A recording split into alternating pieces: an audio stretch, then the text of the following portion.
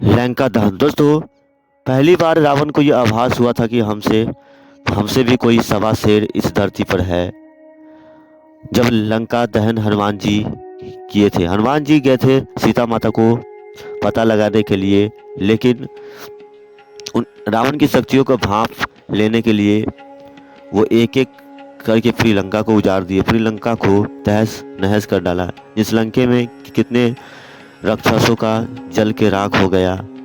काफी पूरी लंका में त्राही त्राही मचा दिया था हनुमान जी ने। लेकिन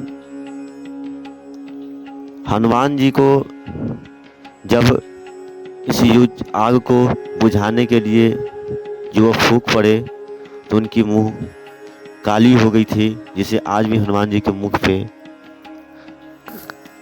काला होता है। दोस्तों, ये लंका दहन एक बहुत बड़ी रावण के मन में एक खौफ बैठ गया था कि एक पुत्रों का वध कर देना और उनकी सारी सेनाओं का सामना कर लेना, लंका दहन कर देना उनकी पूरी शक्तियों को होते हुए भी। तो ये बहुत बड़ी रावण के मन में एक खौफ उठ गया कि हमसे भी कोई शक्तिशाली इस धरती पर है। हनुमान जी जब लंका से लौटे तो अपनी सारी बातें श्री राम से कह सुनाई। और माता सीता को जब ये पता हुआ कि हनुमान लंका में आग लगा दिए हैं, काफ़ी खुशी हुई। और दोस्तों, हनुमान जी की शक्तियों का कोई अंदाज़ा नहीं है कि उनके पास कितनी शक्तियाँ हैं।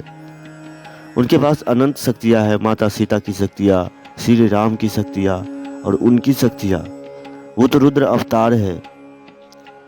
और जहाँ माता सीता और भगवान विष्णु और स्वयं महादेव के रुद्र अवतार है, वहाँ उनकी शक्ति का अगर हनुमान जी एक बल का प्रयोग करके, हाथ का बल प्रयोग करके एक हाथ से ही रावण को मार सकते थे। लेकिन ऐसा मारने से तो चुटकियों में उन्हें मार सकते थे, लेकिन ऐसा करना भगवान शिव के वरदानों का उपहास होता। इसलिए उनकी उपहासों न होने दे, उनका मान भी रहे और काम भी हो जाए, यानी सर्प भी मर जाए और लाठी भी ना टूटे, ये वाली बात थी। तो लंका दहन से काफ़ी कुछ हमें सीखने को मिलता है कि हनुमान जी के साथ साथ हमें दिमाग और बुद्धि का भी प्रयोग कर लेना चाहिए। रामायण एक ऐसी रचना है जिसे हमें, हिंदू तो क्या, सभी चीज़ों में हमें सीखने की ज़रूरत है। दोस्तों, रामायण से हम काफ़ी कुछ सीख सकते हैं और हम अपने जीवन को आनंदित कर सकते हैं। इसलिए हमें रामायण अवश्य देखनी चाहिए। रामायण के साथ साथ हमारी ये बातें अवश्य सुने कि कैसे जीवन में आगे बढ़ना है। एक बात कहूँ, अगर जब तक मनुष्य आध्यात्मिकता से नहीं जुड़ सकता तब तक वो आनंद प्राप्त नहीं कर सकता, है ना। तो आनंद प्राप्त करने के लिए ज़रूरी है कि वो आध्यात्मिकता से जुड़े और अपने धर्म को पहचाने, संस्कृति को पहचाने। ठीक है, तो मिलते फिर अगले वीडियो में।